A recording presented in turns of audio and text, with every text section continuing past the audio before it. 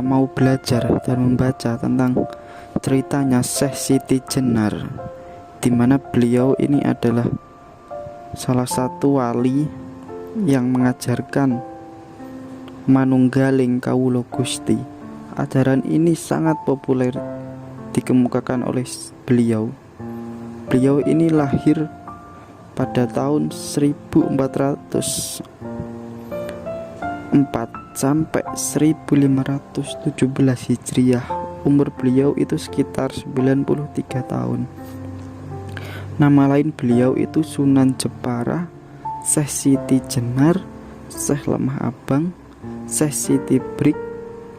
Beliau merupakan anggota dakwah dari Wali Songo yang paling alim sekali.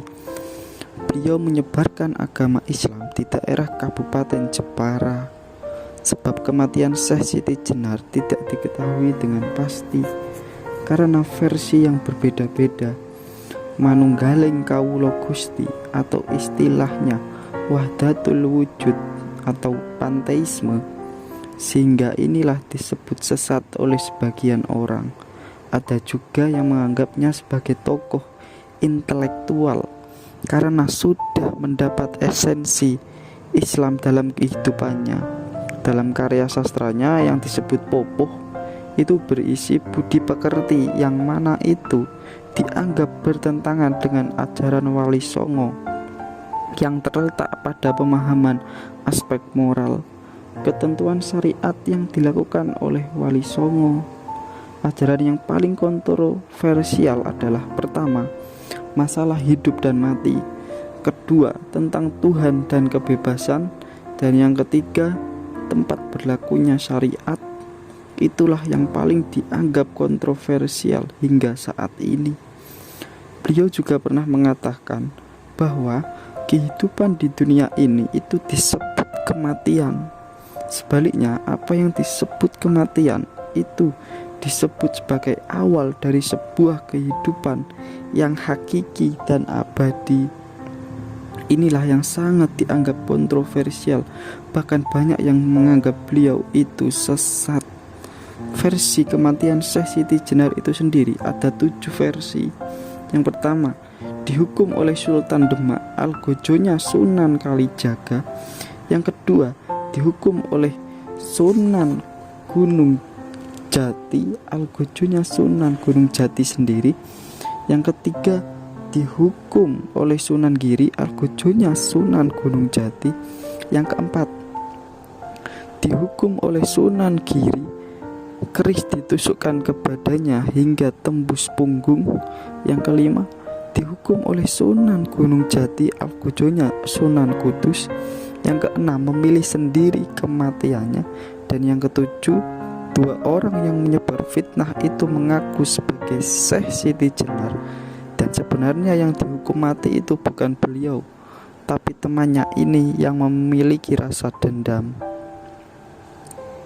Nah, sebetulnya kalau kita membahas persoalan mati, ajarannya beliau, kalau kita amati sebenarnya Syekh Siti Jenar itu punya rujukan dalam surat Az-Zumar ayat 29 sampai ke 31.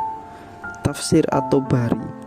Dalam ayat 30 dijelaskan bahwa sesungguhnya kamu akan mati dan sesungguhnya mereka juga akan mati.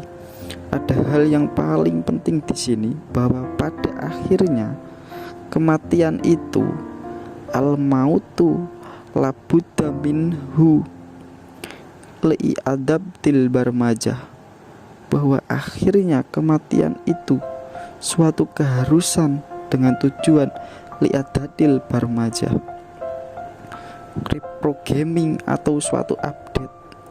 Kematian harus ada dan penting. Sesungguhnya kematian itu ada atau tidak ada, wujud hakiki atau nisbi. Akan tetapi ketika Allah mengatakan khalaqal mauta wal hayata, berarti kematian itu kan sesuatu yang ada di dalam kehidupan seluruh manusia. Ada kehidupan dan kematian.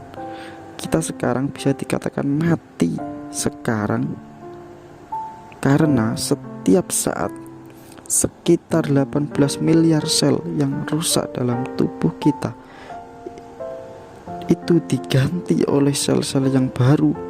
Tubuh kita ini kurang lebih ada 280 miliar sel, dan akibat beraktivitas sel yang mati itu setiap hari digantikan oleh yang baru.